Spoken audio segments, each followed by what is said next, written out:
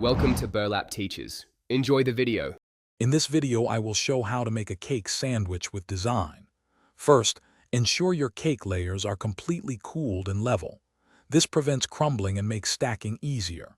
Next, gather your tools: a sharp serrated knife, a ruler for even cuts, and an offset spatula. Finally, select your frosting and any fillings you plan to use, like fruit preserves or ganache, to add flavor. Now let's assemble. Place your first cake layer on a serving plate or cake board. Spread a thin, even layer of frosting over the top, extending to the edges.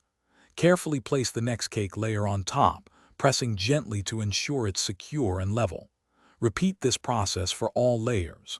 Once stacked, use your sharp knife and ruler to trim the cake into your desired sandwich shape, like a rectangle or triangle. With your cake shaped, it's time for the crumb coat. Apply a very thin layer of frosting all over the cake to trap any loose crumbs. Chill for 15 minutes. Then apply your final, thicker layer of frosting, smoothing it out for a polished look. Now for the fun part: design. Use piping bags for intricate details, add colorful sprinkles, or place edible images to create your unique cake sandwich design. To finish, chill your decorated cake sandwich for at least 30 minutes. This helps the frosting set firmly and keeps your design intact.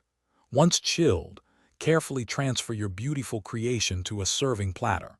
Your custom-designed cake sandwich is now ready to impress.